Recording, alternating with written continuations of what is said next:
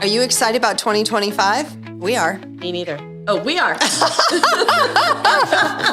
Sorry, friend. She's still having issues about 2024. Yes. So let's talk about what the difference is that we have seen already in the first quarter. Ready to get started? Okay. Let's get into it. Here we go. All right, I've made some notes here so I wouldn't forget anything. But, we spoke a little bit about every time there's an election that notoriously, I think out of the last 10 elections, only 2 the interest rates did not drop. But they were consistent at always dropping after an election. My concern is you've been around for the last 10 elections. Hey, I'm a stats person. Okay, do not bring her in on a listing appointment or you'll be there for 5 hours. Sorry. See? How distracting. I'm not the only one that's all we heard, right? Everybody on this video started counting. 10, that's 40. How old is she? I am old. We just had this conversation. She says, I don't look a day under 52. And I'm like 57. So that's not a compliment. It should have been 42.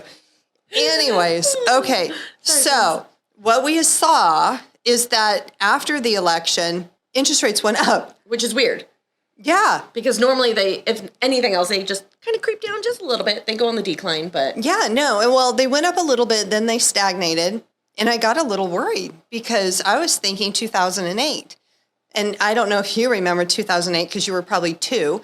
But in the year I was born. 2008, we had a real estate crash. Is it really? No. Oh, you're so young. Oh, my gosh. Anyways. I wouldn't even be 20 yet. I would literally be like 16. Yeah, that's right. See, when you get old like me, it's like Your 2000. Eyes start to go. She doesn't see the wrinkles. 2008 was yesterday, right? And if I was a bouncer, I wouldn't even know what year it is to be 21 right now. I had to card people for volunteering at a hockey game or something, and they're like, yeah, you got to look at the birth year. Half of these IDs, I didn't even see the birth year. I'm like, yep, you're good. Okay, so anyways, we squirreled. Okay, 2024 was the most strangest year there ever has been. So one thing was the election, and then after that, interest rates, and everybody stopped buying because of that. The confidence level was super low. But what I have seen, and you can correct me if I'm wrong, is that we went into this year with January, February, March being pretty strong, even with the interest rates being at 7%. Yeah. And I think that's because it takes 6 months for people to realize that this is normal, right? And then they just said, okay, let's do it. And what was interesting when I look at our board, it's a lot of over $1 million clients. Yeah, it's weird. And I was explaining this to someone the other day. Like even in 2024, it was kind of like this. It was like that middle range of they sit there. 500 to 800 sits. It like takes a longer time to sell. But you know why? Because that's the average price of homes in Idaho. So we have a bigger bulk of that. So they do sit because there's more competition in that price point. And it was like under 500, gone in a flash, over $1 million. I think you had a lot of cash. That first weekend, it was gone. I'm doing a market analysis right now for a $2 million property. And when I started looking at it, a lot of the homes were 1.6 to 1.7. And they were, I would say 3 out of 4 was all cash. Yeah. So we still have those cash buyers. So I'm going to skip ahead to something here. But the positive note is that the interest rates have lowered. And where are we at? We're March 7th, in case you're watching this at a later date. And we're around 6.5%. So confidence has gone up. Yeah.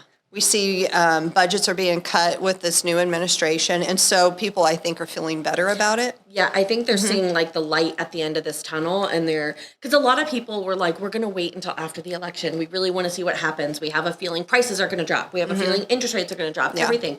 And I think you're right. I think now they're realizing, okay, they're kind of staying right here. This is good. It's not crazy. It's not scary. The world, the sky's not falling.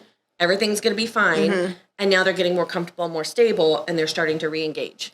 But as a seller, if you're selling your home in Eagle, selling your home in Boise, basically selling your home in Idaho, we're still seeing 30 to 35% of the ones that go into contract fall out.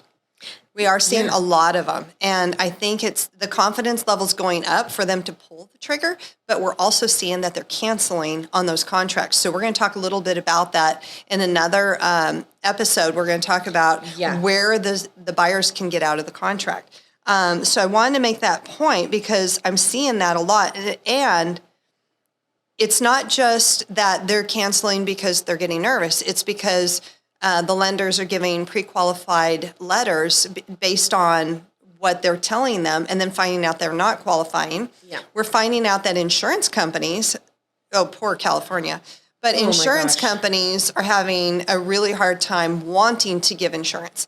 Like my husband had one up in Cascade and it was in the woods. And if you're in the woods, there's only so many that this one particular insurance company would give.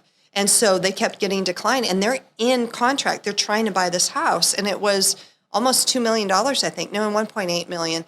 But the insurance companies weren't going to do it. So they finally found one insurance company that would allow them because of fire insurance, but they may cancel, they may raise their premium next year. So we're finding a lot of those. Mortgage rates, I think they're going to come down. I think that's going to be a good thing. Yeah. Last year, in 2024, nationwide, there was 4.6 million homes that were sold, and they're projecting 5.2 million for this year. So there is some confidence in that. Yeah. And we're still seeing a lot of people moving to Idaho. We are. And I'm seeing, I know like the average interest rate is like a 6.5, but we're seeing a lot of buy downs. Yeah, buy downs, being able to get in the 4.9s. Yeah, the builders are doing that a lot. Wasn't there one that was a 3.99? It was 3 point something with an FHA. So these builders are getting bulk money, and then they're able to buy it down that way. But once those funds are out, like they offer this for a limited time. One was every week, and then one was per month. So once the funds are gone, then they go back up to the typical rate. Yeah, and that's not it's not a fluctuating rate. That's a permanent. Yeah, it's not an arm. That's where you're at. So it's not like, the first year, this or that. Nope.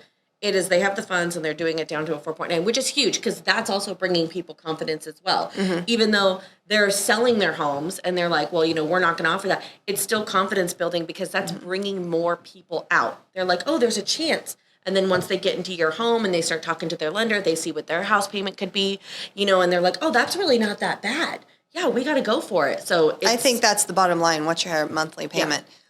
Did you know that there was a house in Boise and it was for $310? It was a fixer, but we had over 12 offers on it. It doesn't surprise me. Yeah. And we came in, unfortunately, number 2, I was told. Number 1 place, okay, carpet was original from the 50s. It even had the original stove from the 50s. I think that's a collector's item. But it had the shaggy brown and red carpet. It had wood floors underneath that. The roof needed to be replacing. The siding needed to be. I'm talking the full thing needed to be done. And the person that bid over us had an escalation clause close to $400,000. Wow. They were willing to go that, plus have to put the money into it just because of the location that this house was in. So keep that in mind. In the 3s, 4s, in that area, there's multiple offers, but okay, here's an example. I had to write this down. Okay, so I told you how many offers were on the 310, but anything that's over $1 million is sitting for 180 days. Because when you have $1 million buyer, they have to make approximately $13,000 a month. Imagine that. I remember you doing this math. Yeah, this is crazy. And then if it's $2 million, I think it's 3 times that amount. Yeah. So there's less buyers in that pool. So you really want to talk to your agent about that. Okay, let's move on off Unless that. they're cash, and then obviously they could buy the $1.8 million home cash and not have to worry about what they make every month. Or if it appraised. Hey, guess what color's out in 2025? You got me. Gray. Oh, no. It is. I have to redo my whole home. My whole home is gray. Gotta redo it all. My inside, my outside, my carpets, my walls. I mean, it's gray, gray, gray, gray, gray, gray. Gray is going out, and the warm colors are back. Brown. But I wouldn't say brown, brown. So neutral colors are coming back. I'm excited about this, but this is my only concern, and I guess we just have to wait and see, right? What they consider warm, what that's going to come back as. Mm-hmm. Because my first house that I bought here over in Eagle was warm color, but it was like yellow undertones. Oh yeah, that's the old colors. That's the early 2000s. And that's what I'm worried about, because when you say warm tones are back, that's what I think of, and I'm like, oh. The walls need to be white still, like with a tint of warm, or not like a marshmallow blue or something. Yeah, blue is more of the gray, brown is more of the warm. Okay. And so the modern farmhouse is in. The European farmhouse is in. So that's with the wood beams, the white fireplaces. Yes. And that is what's in. And neutral colors. So we don't want to do color blocking. Color blocking is when I've got to go talk to somebody this weekend about it, because I said, do you still have wallpaper on your walls? Wallpaper, hey. But I'm a fan of wallpaper. You know what's Some wallpapers are cool. But what's interesting, we had a client now that's asking, and I saw it on the sheet. I think it was your client, wasn't it? Did you guys ask for wallpaper in one of the rooms? You did. Yes. So some of the wallpaper is actually coming back in, but not the flowers and the foof. No, not the old school. It's like my friend who lives across the street from me. She did her guest bathroom. She did black and white striped wallpaper. That's a little busy. I'm sorry if you're listening, but it goes really well. Her bathroom is super, super cute the way she did it, but it's more, instead of being the old school flowers and like the little kids playing with the dog. She needs to do her. You need to do you, and I need to do me while we're living there. But when we go to sell it, it has to be a vanilla. Not chocolate chips, vanilla. Not chocolate chips. It's got to be vanilla, but because they not need a gray vanilla. Not a gray vanilla. A brown vanilla. Like a vanilla with a little chocolate drizzle. Chocolate. And you mix it all together and make the ice cream soup like that. Yeah, so I wanted to point that out, and no more blocking. Okay. I mean, was blocking ever in? Sorry, friends. And just basically focusing on declutter, and we've talked about this in other podcasts. Oh yeah. And then we bring a stager in, and she helps with all of that as well. Okay, I want to flip this over because I want to make sure I cover everything. Oh, boy. AI and ChatGPT. Love them. Okay, we love them because we love using them for, real estate descriptions. I'll put in there, give me a real estate description, and it gets a little too much. And sound less like GPT and sound more like me. So I have to use AI to communicate with my son. I literally will put something and be like, okay, now put this in young kid lingo. And it comes, this is fire, you're Sigma. And then he understands it. And then when he sends me something back, I put it in ChatGPT. You're such a hip translate. Aww. It does it too. It literally will put all the kid lingo. I'm like, what is this? They said something about glazing. But it's not so great when we have a seller that puts information in and ChatGPT spits it back out. Because remember, there's some human touch to it. So what they're doing is they're putting in there, here's all the details of my house. How much is my house worth? Oh, yeah. Well, you can't do that when you're selling in Idaho, because Idaho's the non-disclosure state. Non-disclosure. Like we were talking about. So it's really hard for you as a seller to really get a good idea on housing prices when they've sold, because all you're going to see is what either Zillow predicts it to be, which Zillow doesn't have a good gauge because they don't know what other homes sold for. And you're going to have to guess based on what you saw the listing price could be. And it could be above, it could be below. Just talk to one of us. Yes. Because we'll go through all the details about it. Which in another video we got to talk about, because I have some concerns. Oh, yeah. I have some serious concerns. But that'll be another video. We'll bring that up because, yes, talk to one of us, because a good ethical agent will bring you a report showing what the homes, the comps that they've pulled, why they've pulled those comps. I think we covered that on another one. We did. So that's on that was on, a couple weeks ago podcast. But again, it's good to just hammer this into your brain. Like, just know a good ethical agent will bring that for you to see. So you can see, hey, this is why it's a comp. This is what it sold for. Alligator chomp. Okay, Brian's going to, Adam's going to kill you if you keep doing that. I know. I'm trying really hard. I even took off half my rings so that I wouldn't clamp, and I wore long sleeves so my bracelets. Adam's ear is sensitive right now. No banging on the tables. He keeps taking his headphones off every time. I'm like, ta-ta-ta-ta-ta. I even bit my nails so that they wouldn't. I really tried hard. Wow, you really went into it. I really went into Adam, it. she just really I'm trying. You guys can see I literally have my hands. I'm trying to It's the Italian in her. We talk with our hands, no? Okay, so let's talk about when they're listed. Feedback. Feedback is important. So if you priced your house incorrectly, there's a couple things that's going to happen. We get no showings. That means the market is dictating that your house is too high. Or you get a lot of showings and you get a lot of low ball offers. When you start seeing a lot of lower ball offers, I guess you can say, if it was like $1 million and you're seeing 850 and you see 850, 870, 865, that means that's where the market's dictating where your price is. So you want, when you're doing your open houses and your agent hopefully is getting you feedback from those open houses, you want to listen to that feedback. You want to really pay attention. That's like gold. That's free advice. If you keep constantly hearing over and over again, the house is beautiful, but the kitchen needs to be updated. Yep. We have contractors that can literally, for almost less than $5,000, do things that's going to make your house look so great, where the buyers aren't looking at it going, well, I need to gut this whole kitchen, and that's going to cost me $70,000. So there's certain lipstick that you want to put on that kitchen to help it sell. So feedback is super crucial. Don't ignore it. Yes. Right?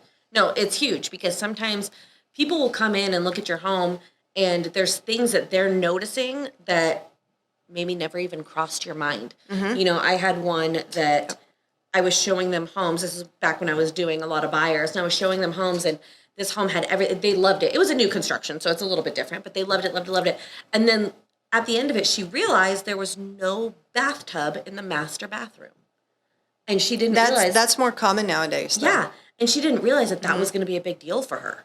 But then when she started thinking about it, she goes, I want a bathtub in the master bathroom. So you start figuring out what you want. Exactly. So it's like, as buyers are coming through your house, they really are going to start picking apart But some everything. of those things like that, you can't help. There's nothing, you can't do anything about it. There's nothing you can do. No, but it's still good feedback to know, like, okay, the rest of my house looked good. It was just this one thing. There's nothing I can do about that. That's nothing I can do. But if it's, like she said, like, well, I have to gut the whole kitchen, or I'm going to have to take down these 4 walls, or I need this. That's why you guys should really listen to our podcast about updating your house, because there's some simple little things that you can do with the hardware.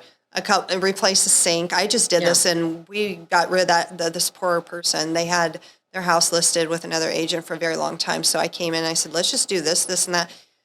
Flooring, countertops, new sinks, hardware. It was less than $5,000, and we sold within about 3 weeks, I think, and it looked that. amazing. And people actually came in to that open house, had previously seen the home listed, and they're like, wow, they did some upgrades. And it was really minor stuff. Very we didn't minor. even do the granite in the kitchen. No. We just updated and that didn't even seem to bother people, which is rare, because usually that'll be the first thing. And I was going to say, if it's as simple as putting a granite countertop, we have a guy that he's actually done the countertops in the kitchen and in the bathroom for. Oh yeah, that's what he did. Yeah, it's the same guy. Pretty cheap, and it's like it's such a simple thing to do, and it just really upgrades the look of your home, and then people start becoming more desired in it. So, do you know what polybutylene is? Nope. I always have to write it down because I always butcher that. So, from 1978 to 90. Wait, let me wrote it in here. 95. That is the piping that's the plumbing, basically, that's in the house, and it deteriorates. And so that's one thing. If you guys are built between that 78 to 95 time frame, you may want to have an inspector come in there, because it kills a lot of deals, because that's the whole house needs to get redone on the plumbing on that. That's one thing that we're starting to see a lot of lately, especially in the Boise area, because more of the homes that are older. Let's see.